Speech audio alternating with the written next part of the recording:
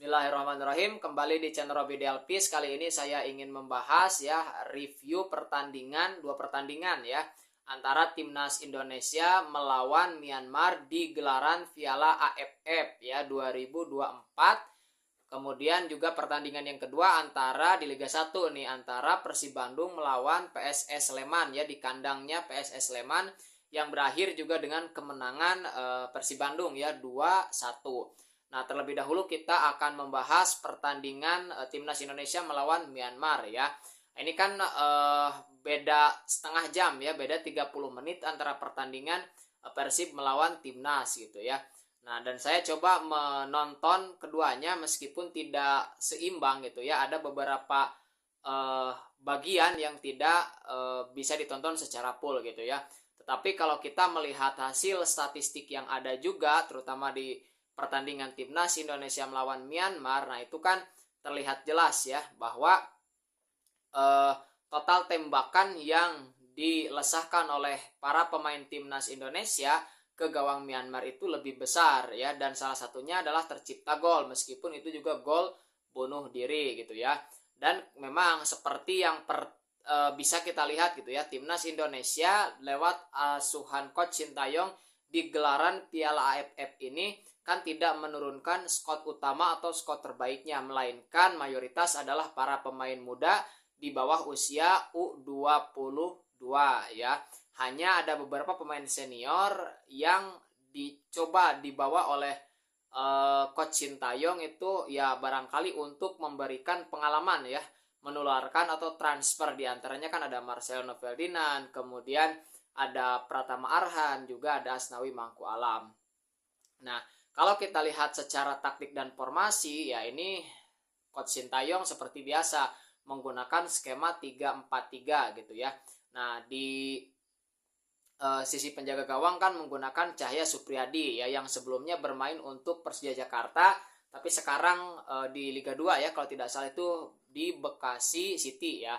Nah, jadi di pertandingan tadi malam itu timnas Indonesia berhasil menang unggul 1-0 gitu ya. Tentu ini bisa dianggap wajar gitu. Kenapa dianggap wajar? Karena para pemain yang dibawa itu adalah para pemain yang memang belum punya begitu banyak pengalaman ya dibandingkan dengan timnas seniornya.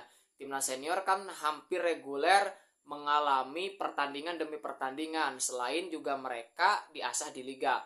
Nah, untuk para pemain muda ini kan beberapa memang ada yang reguler di liga, tapi kemudian sebagian belum mendapatkan menit bermain karena harus bertarung atau berkompetisi dengan para pemain yang lebih senior di liganya gitu ya. Nah, untuk di lini depan ini yang saya suka nih ya, bagaimana Arkan Kakak ya yang striker asal Persis Solo ini kemudian ditemani ya oleh dua pemain yang notabene memang sudah lebih senior ya. Di sisi kiri ada Marcelino Ferdinand, kemudian di sisi kanan ada Hoki Caraka gitu ya. Ya meskipun tentu saja ini bukanlah skuad terbaik lagi-lagi, terutama dari sisi penyerangan. Tentu ya dengan kehadiran Hoki Caraka ataupun Marcelino Ferdinand itu diharapkan bisa memberikan pengalaman lebih juga kepada Arkan Kakak gitu ya. Nah, jadi hasil pertandingan 1-0 saja ini sudah cukup baik, meskipun secara permainan tentu belum begitu meyakinkan, belum begitu padu ya, belum begitu menyatu di atas lapangan. Ya wajar saja gitu ya, karena ini kan menjadi pertandingan pertama, tapi mudah-mudahan terjadi progres di pertandingan-pertandingan selanjutnya. Dan seperti yang kita ketahui bahwa coach Sintayong memang di Piala AFF ini tidak dibebani harus misalnya menjadi juara, meskipun itu bukan artinya kita bisa bermain seenaknya, tidak ya. Tapi ketika pun gagal tidak menjadi juara itu tidak menjadi masalah, yaitu yang dikatakan oleh Pak Sumarji kepada media ya ketika ditanya apa targetnya. Jadi Pak Erick Thohir, ketum PSSI itu ternyata tidak memberikan target spesifik kepada coach Sintayong untuk gelaran Piala AFF ini. Dan para pemain yang dipilih ya, 24 pemain yang dipilih yang bertanding ini memang dipersiapkan untuk SEA Games ya, SEA Games seperti itu. Nah, andai memang beberapa pemain bisa bergabung ya, misalnya Justin Hubner, kemudian Ivar Jenner, mungkin permainan daripada timnas Indonesia di Piala AFF ini akan lebih bagus lagi. Tapi ya kita dukung ya pertandingan timnas Indonesia melawan negara-negara di Asia Tenggara gitu ya. Kita nantikan bagaimana apakah timnas Indonesia bisa melaju lebih jauh ya, misalnya lolos dari fase grup untuk kemudian ya bahkan mungkin bisa sampai final ya. Karena sudah berkali-kali, kalau tidak salah 4 atau 5 kali timnas Indonesia di gelaran Piala AFF ini maju ke babak final. Tetapi di gelaran 2022 pun timnas Indonesia di bawah coach Sintayong gagal 22 atau 2020 gitu ya, saya agak lupa gitu. Di periode pertama coach Sintayong itu kan mengalami kegagalan dan tidak menjadi juara. Oke, jadi itu review saya untuk pertandingan pertama ya, timnas Indonesia melawan Myanmar gitu kan.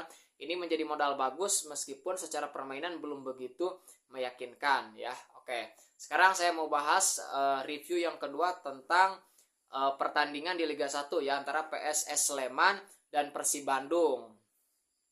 Nah, di pertandingan ini Persib Bandung terlebih dahulu justru kebobolan ya oleh Nicolado kalau tidak salah Nicolado itu di bawah 30 menit ya, atau menit keberapa lah itu di babak pertama. Nah, kemudian bisa disamakan lewat skema yang dibangun gitu ya, dan di sana ada David Da Silva itu yang ngasih umpan itu kan Matteo Kocijan masih umpan, kemudian gagal diintercept oleh Kleberson atau Fahrudin ya. Nah, kemudian David Da Silva di tengah dan bisa menjebol gawang. Tapi kiper nih ya, ini penjaga gawang PSS Sleman ini bagus gitu ya, walaupun kebobolan tetapi penampilannya oke gitu ya. Nah, jadi Persib Bandung bisa menyamakan kedudukan, kemudian datang sebagai super sub. Nah, Tyron Del Pino itu kembali mencetak gol gitu ya. Nah, itu ada sebetulnya bola sudah dibaca dengan baik oleh Alan ya, kiper dari PSS Sleman. Hanya saja arahnya berubah karena kalau tidak salah membentur salah satu pemain ya dari PSS Sleman. Saya lupa ada siapa namanya gitu ya. Nah, kemudian baru dan gol ya 2-1 ini menjadi kemenangan ketujuh bagi Persib Bandung, dan Persib Bandung dalam 12 pertandingan menjadi satu-satunya tim yang belum terkalahkan. Ini jadi modal bagus. Walaupun ini catatannya, secara permainan Persib Bandung tidak begitu istimewa ya. Bahkan ya seperti diakui oleh kaptennya ya Marc Anthony Clock, itu memang permainan Persib Bandung itu masih ya agak amburadul gitu ya. Faktornya ya tadi karena padatnya jadwal, kemudian para pemain merasa kelelahan, sehingga itu diakui ya, karena Marc Anthony Clock yang kemudian dinobatkan sebagai best player pada pertandingan itu pun mengakui walaupun dia jadi best playernya, tapi dia merasa ini belum optimal gitu ya, karena ya Persib Bandung merasa kelelahan. Bahkan beberapa pemain baru masuk itu cedera ya. Matteo Kocijan terpaksa ditarik di babak pertama. Nah, Dimas Derajat juga sama ya, cedera gitu kan, padahal baru saja masuk sebagai pemain pengganti. Oke ya. Nah, untuk formasi sebetulnya tadi malam yang terlihat nih di lapangan itu kadang-kadang formasinya 4-2-3-1, tapi kadang-kadang juga 3-4-3 gitu ya. Nah, tetapi kinerja daripada lini belakang terutama itu terlihat kewalahan, kemudian sempat diancam oleh Berginho kalau tidak salah itu. Luar biasa ya visi bermainnya, yang saya suka itu visi bermainnya itu kan, ia mau dan mampu melesahkan tembakan jarak jauh dan tapi akurat gitu ya. Nah, dan di pertandingan tadi malam saya juga, ini mudah-mudahan performnya terus meningkat ya. Saya melihat bahwa Rahmat Irianto ya itu bisa bermain dengan cukup baik ya, bahkan sangat baik lah ya untuk posisi bek kanan gitu. Dan ya seperti saya pernah bilang gitu ya, Rahmat Irianto ini memang pemain yang bagus, hanya saja dalam posisinya di defensive midfielder itu memang kalah ya oleh Deddy Kusnandar. Nah, kemudian adanya Matteo Kocijan juga membuat Rahmat Irianto agak tersingkir gitu ya. Maka Coach Bojan Hodak, seperti yang juga saya bilang, kalau harus memilih misalnya bek kanan siapa, dibandingkan tanpa melihat, tanpa bermaksud mengecilkan peran daripada Robi Darwis, Hen ataupun Kakang Rudianto, saya memang lebih memilih Rahmat Irianto ya, karena visi bermainnya oke. Dan kita lihat tuh di ACL kemudian kemarin itu bagus ya Rahmat Irianto itu. Walaupun jarang melakukan overlap, tetapi dia mampu melakukan beberapa kali intercept gitu ya. Dan ya itulah, mudah-mudahan ketika terus-menerus diberi menit bermain, nah itu bisa makin improve lagi gitu ya. Nah, kemudian di lini serang, itu kan Persib menggunakan Trisula. Awal itu kan ada Ciro ya, kemudian ada David Da Silva, nah kemudian di sisi kanan Beckham Putra gitu ya. Nah kemudian dimasukkan Teren Del Pino, itu makin menambah ketajaman ya. Di lini tengah kemudian dimasukkan Deddy Kusnandar, nah itu bisa memberikan kekuatan yang lebih gitu ya, karena yaitu pemain intinya kan, Deddy Kusnandar, Marc Anthony Klopp, kemudian Teren Del Pino juga masuk ya, dan seterusnya. Jadi Persib Bandung secara permainan tidak istimewa, tidak begitu oke, bahkan terlihat cukup kewalahan meskipun tampil menekan, tampil dominan. Nah, dan cukup banyak peluang yang gagal dimanfaatkan, yang gagal dikonversi menjadi gol ya. Banyak sekali itu. Nah, itu menunjukkan bahwa ya Persib belum mampu ke performa terbaiknya ya.